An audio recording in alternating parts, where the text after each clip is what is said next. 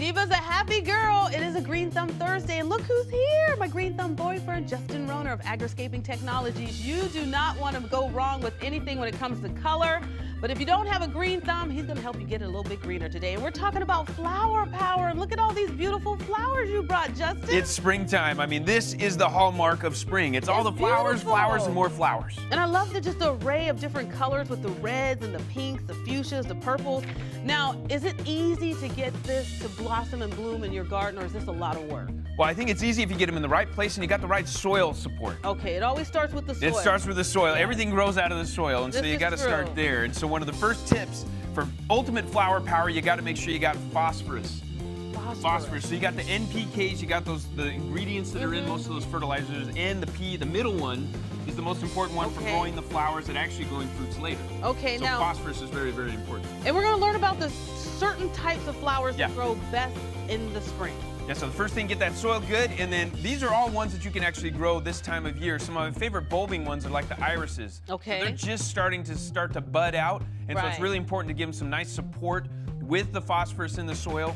Other ones like amaryllis, that's another wonderful one. It's a beautiful, large flower. It looks like an onion massive. a little bit. It does kind of look like an onion. This is what they look like when they're dormant, and so planting them now a couple inches under the soil, and they'll end up blooming for you around May or June. Okay. Beautiful, massive flower. And you get like 3 of them like this big. Oh, wow. That would be pretty to see. So a lot of these other ones, and we got a lot of the mum family that are all very good. The Gerber daisy, that's another great one. The salvias, these ones are nice ones that can be even a permanent planting in your garden. Yeah, that's really pretty color. Yep, throughout the summer. Awesome one to plant there. So do you have to keep it in a pot like this, or do you need to transfer it into the ground in your backyard? The cool thing about a lot of these flowers that we're showing here is they can be in pots, containers, or you can put them in the ground. Okay. Now with this particular salvia, this one's one that you want to be throwing in more of a shady environment, or an E-microclimate has a good amount of shade, and that's important for this one. A lot of these other ones, to get the mums to bloom even longer, you put them in an A microclimate. We talk about that on our website at agriscaping.com.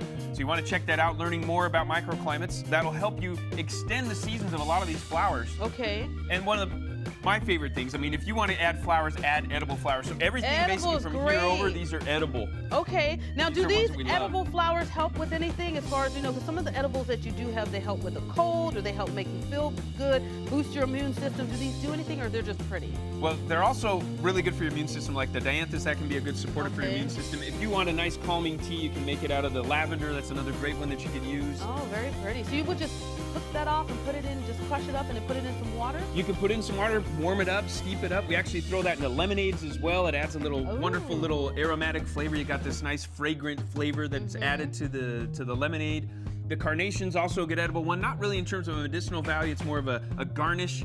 Okay. The stalk, that's another great one. They're used a lot actually as garnishes. You can actually candy these. Yeah, you see this at a lot of times at weddings. This flower and this flower right here, they'll put them on the plate. Primrose, salad, and then yeah, you'll see them on sometimes the cakes or the different desserts, and you can just eat it right along as you're eating your food. Now you got to try this one. This is the begonia. This is the begonia. This is the begonia, so you got to try one of these leaves. Yeah, go ahead and eat that one right there. Okay, and then it looks really pretty. It looks pretty. Ooh. What do you think? That tastes like a lime, a lemon, and a little bit of a sour green apple.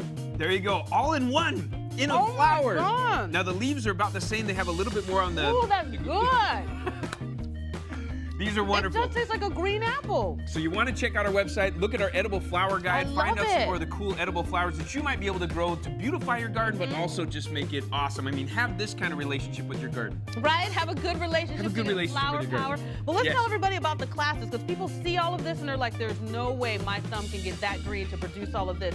But you do have classes. Exactly. We got a great class online that's coming up here on the 8th. So you want to sign up for it, RSVP early for it. It's actually the Garden Reinvented. So we'll talk about how to integrate the beauty with the edible stuff so you can have your beautiful garden and eat it too. It's so nice. And if you want more information, we'll have a link on our website. It's AZTV.com.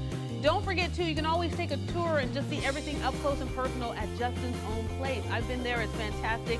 Get your garden in bloom. Spring is here. More of Arizona Daily Mix when we get back.